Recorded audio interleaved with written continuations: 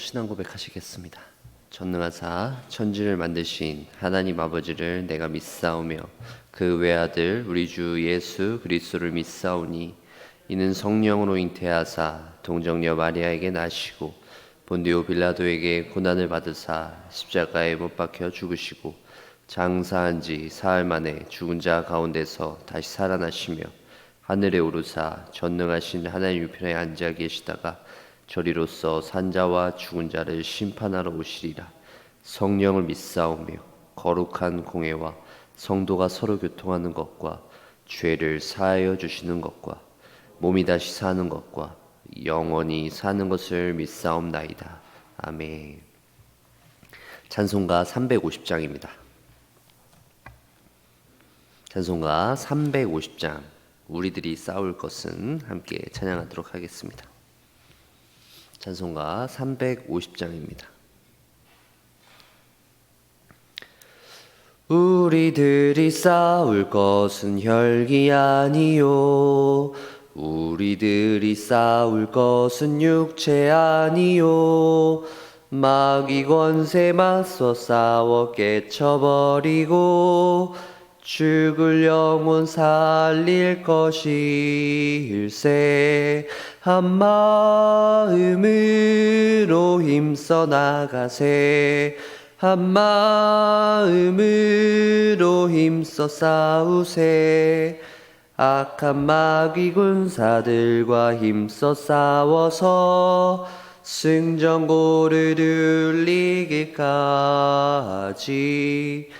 우리들이 입은 갑옷 쇠가 아니요 우리들이 가진 검은 강철 아니요 하나님께 받아가진 평화의 복음 거룩하신 말씀이로다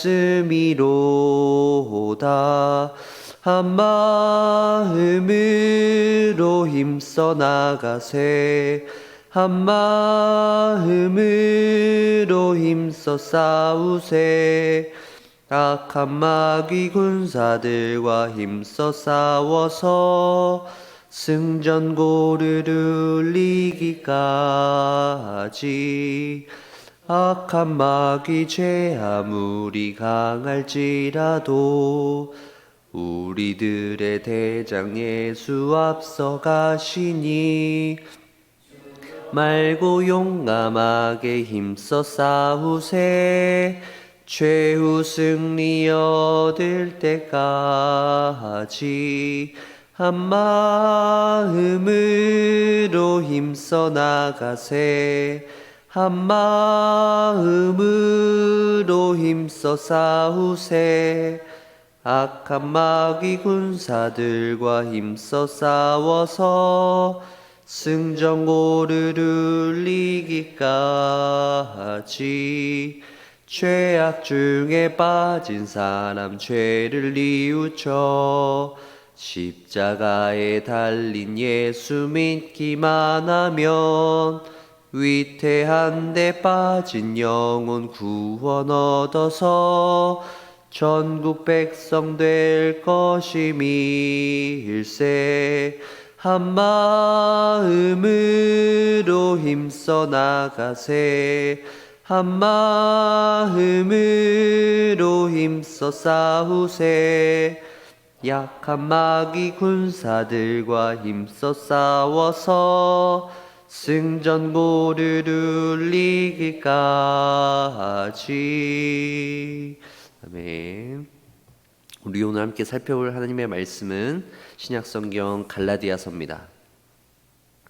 갈라디아서 2장 1절부터 10절에 있는 말씀 교독하도록 하겠습니다. 신약성경 303쪽에 있습니다. 갈라디아서 2장 1절부터 10절에 있는 말씀을 우리 함께 교독하도록 하겠습니다. 제가 먼저 1절 읽겠습니다. 14년 후에 내가 바나바와 함께 디도를 데리고 다시 예루살렘에 올라갔나니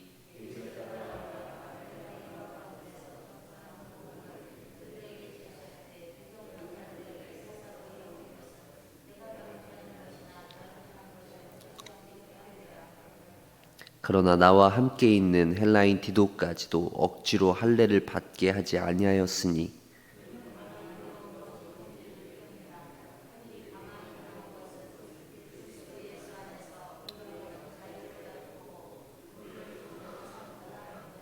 그들에게 우리가 한시도 복종하지 아니하였으니 이는 복음의 진리가 항상 너희 가운데 있게 하려 함이라.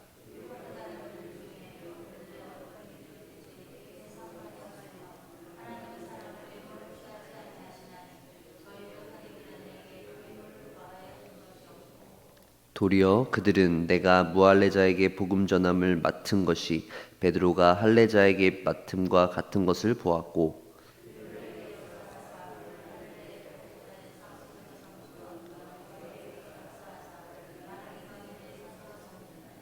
또 기둥같이 여기는 야고보와 게바와 요한도 내게 주신 은혜를 알므로 나와 바나바에게 친교의 악수를 하였으니 우리는 이방인에게로 그들은 할례자에게로 가게 하려 함이라.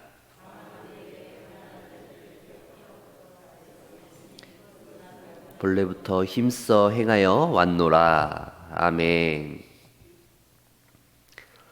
예, 오늘은 갈라디아서 2장에 있는 본문을 살펴볼 텐데요. 갈라디아서 1장 6절부터 2장 21절까지 있는 내용은 바울이 자신의 있는 그 사도권, 자신이 사도라고 하는 것에 대해서 변호하고 있는 내용입니다. 변호를 한다라는 말은 사람들이 과연 바울이 사도일까? 라는 데 의심을 품었기 때문에 바울 사도가 이에 대해서 자신의 사도권에 대해서 변호를 하고 있는 내용이죠. 오늘 우리는 그래서 앞부분 1장 6절부터 앞부분 말고 2장부터 사도 바울이 자신의 사도권을 변호하는 그 부분을 살펴보았는데요. 1절 말씀 보시면 14년 후에라고 기록되어져 있습니다. 여기서 14년은 바울 사도가 회심한 이후에 14년은 아니고요. 바울이 예루살렘에 처음 방문했을 때를 기준으로 했을 때 14년 이후에 다시 한번 예루살렘을 찾아갔다라고 하는 것이죠. 바울이 예루살렘에 갔던 것이 사도행전에 총 5번 기록되어져 있어요. 근데 학자들은 지금 갈라디아서 2장에 이 14년 후에 올라간 것이 바울의 예루살렘 2번째 방문이다, 3번째다. 이제 약간 이견이 있습니다. 대체적으로 3번째 방문했다라고 생각되어지는데요. 어쨌든 바울이 예루살렘을 여러 번 방문했던 것들 중에 다시 방문했다는 것을 저희가 기억하면 좋을 것 같고요. 예루살렘에 바울이 온 이유는 이번에 온 이유는 바로 예루살렘에서 그 총회가 열렸기 때문입니다.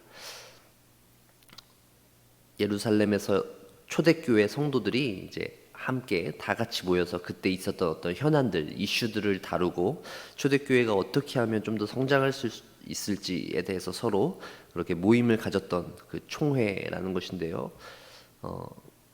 그때 이제 이방인들이 막 몰려왔기 때문에 그 중요한 결정들을 예루살렘 공의회에서 내립니다. 그게 이제 사도행전에 기록되어져 있는데요. 어쨌든 중요한 것은 그 공적인 그 어떤 모임이 있었기 때문에 그 총회에 참석하고자 예루살렘에 왔고, 또 하나는 그 사도들, 그리고 굉장히 오늘 본문에 보면 유력한 자들이라고 기록되어져 있는데 이 사람들을 만나기 위해서 왔습니다. 그들을 왜 만날까요? 자신의 어떤 이 사도권에 대해서 좀 더 확실히 하기 위함인 것이죠. 오늘 본문에서 2절과 6절 그리고 9절에 있는 말씀을 보시면 유력한 자들이라고 하는 표현이 계속해서 나옵니다. 2절에도 보면 유력한 자들에게 사사로이 한 것은, 그리고 6절 보시면 유력하다고 하는 이들 중에, 그리고 9절에서 보시면 기둥같이 여기는 사람들에 대해서 나오고 있죠. 이것은 바울이 뭔가 이렇게 유력했던 사람들에게 의지해서 제가 사도니까 여러분들이 좀 제가 사도인 것을 좀 다른 사람들에게 좀 알려주십시오라고 이야기한 것처럼 여겨집니다.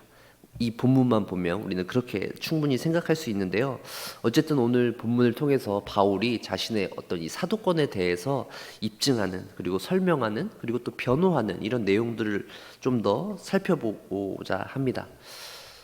사도권 그까이 중요해. 그냥 복음만 전하는 게 중요하지. 사도권이 밥 먹여주나? 이렇게 생각하실 수도 있겠지만, 사도권이라는 것이 그냥 바울 개인에게만 있어서 어떤 자격? 이런 것에서 그치는 것이 아니라 초대교회 전체에 있어서 아주 중요한 역할을 했다는 것을 저희는 살펴볼 수 있는데요. 4절에 있는 말씀을 한번 보세요. 이는 가만히 들어온 거짓 형제들 때문이라. 바울이 사도권을 변호하는 것에 있어서 그토록 중요하게 여기는 것은, 만약에 개인적인 문제, 그냥 바울 자신이 내가 그냥 사도가 아닙니다 라고 하고 끝난다면 그냥 굳이 그렇게 변호할 필요 없을 것 같아요. 하지만 이것은 개인의 문제가 아니라 이 초대교회 전체에 있어서 너무나 중요한 문제였어요. 특별히 이 가만히 들어온 거짓 형제들, 유대 율법자들과 더불어서 이 바울의 대적들은 바울에게 있는 이 사도권을 공격함으로써 바울 자신만 공격한 것이 아니라 복음 전체, 초대교회 전체를 무너뜨리려 했다라는 것을 우리는 기억해야 하는 것입니다. 이렇게 가만히 들어온 사람들은 특징이 있어요. 4절 말씀 보시면 이들이 초대교회 성도들에게 있었던 그 자유를 엿보고 있는 것을 볼 수 있고, 또 그들을 종으로 삼으려고 했던 것입니다. 결국 그들이 가졌던 그 신앙, 참된 신앙들을 가만히 보지 못하고 그들을 무너뜨리려고 했다라는 것을 우리는 볼 수 있죠. 그러기 위해서 그들이 제1차적으로 공격 목표를 삼았는데 그것은 바로 바울입니다.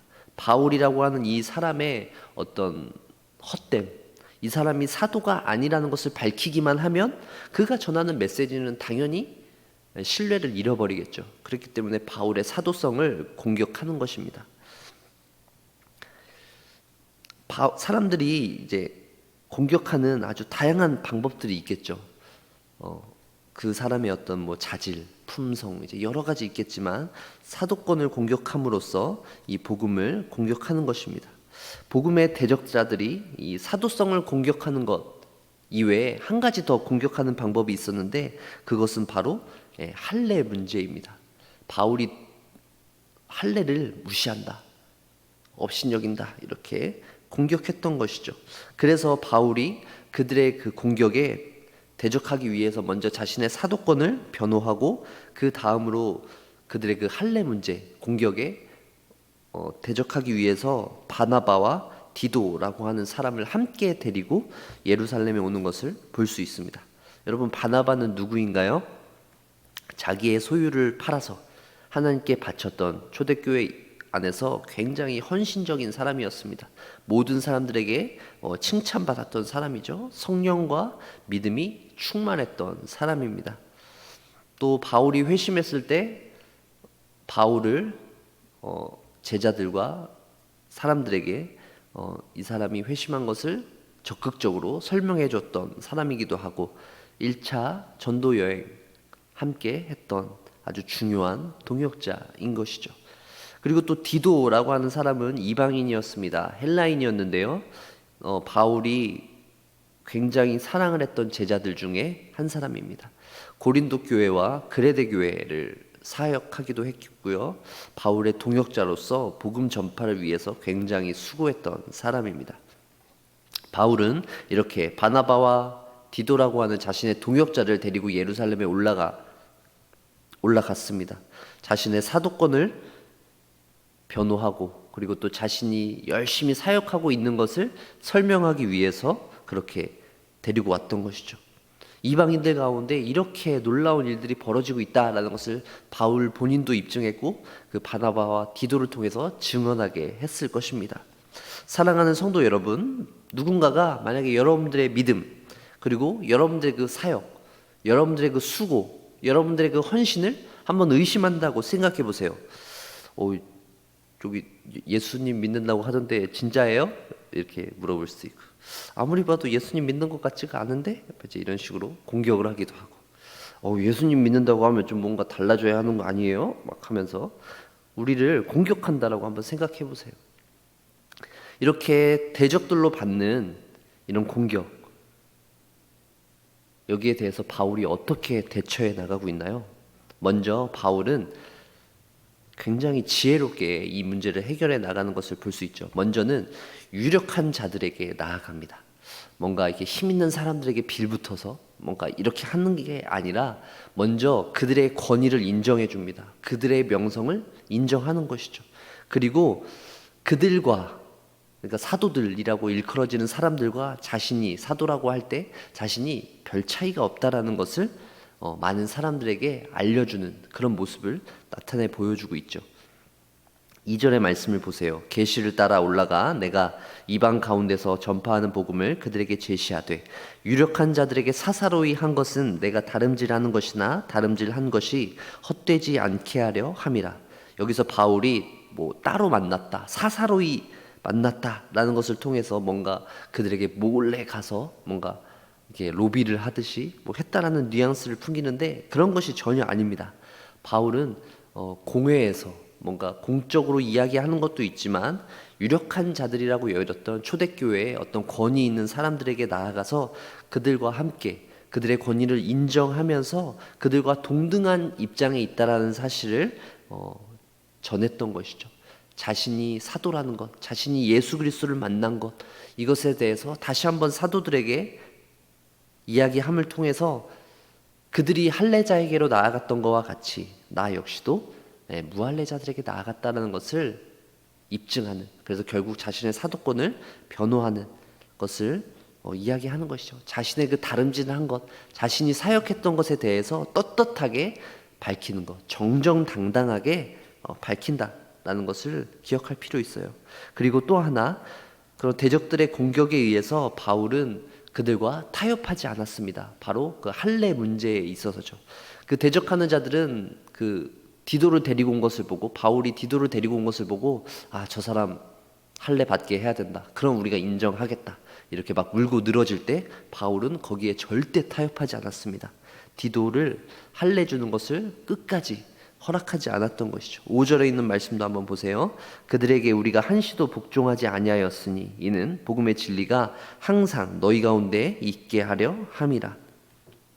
사실 디도를 할례를 받게 하는 것 큰 문제 될 것 없어요. 바울에게 있어서는 디도를 할례 받게 하는 것 그냥 할례 받게 하고 넘어갈 수 있습니다. 하지만 복음의 진리에 있어서 이것을 타협하지 않는 문제로 보았어요. 자신의 사도권과도 연관 있는 문제로 보았던 것입니다.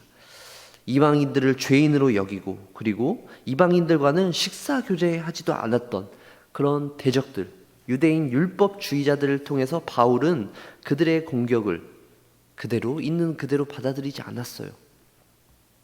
사람들의 눈을 의식하며 신앙생활을 하기보다는 오직 복음의 진리만을 붙잡고 살아나가는 그런 생활을 바울은 고집했던 것입니다. 믿음을 가지고 살아가는 우리에게도 역시도 마찬가지입니다. 다른 사람들의 눈을 지나치게 의식하거나 자신의 만족만을 위해서 신앙생활을 하다 보면 우리는 신앙의 자유를 잃어버릴 수 있습니다. 바울 사도가 만약에 자신의 사도권을 변호하기 위해서 유력한 사람들을 의지하고 그들에게 굽실굽실 했다라면 그의 사역은 아마 더 성공적이었을 거예요. 더 이상 바울을 대적하는 사람들 없이 더 활발하게 이루어졌을지도 모르겠습니다. 유대 율법주의자들과 대적들과 이제 더 이상 싸우지 않고 화평한 관계를 누리면 바울의 사역이 아마 더 큰 열매를 거두지 않았을까요? 생각해 봅니다. 하지만 바울은 그렇게 하지 않았습니다. 7절과 8절에 있는 말씀을 우리 함께 읽어보도록 하겠습니다. 도리어 그들은 내가 무할례자에게 복음 전함을 맡은 것이 베드로가 할례자에게 맡음과 같은 것을 보았고, 베드로에게 역사하사 그를 할례자의 사도로 삼으신 이가 또한 내게 역사하사 나를 이방인의 사도로 삼으셨느니라. 아멘. 그들에게 하나님께서 맡기신 사명을 인정함과 동시에 그것은 자신의 사역도 인정해 달라라는 그런 말을 하고 있는 것이죠. 유력한 자들이라고 표현하는 것은 그들이 유력한 만큼 나 역시도 하나님에게 받은 이 사명, 나 역시도 하나님께 주신 그 사도라는 것을 동일하게 전파하는 것입니다. 너희가 사도냐? 그러면 나도 사도다 라는 것을 이야기하는 것이죠. 바울은 이렇게 바나바와 디도를 데리고 와서 직접 설명하고 유력한 자들에게 만나 설득한 것입니다. 그리고 그들에게 직접 보여주고 증언하는 것이죠.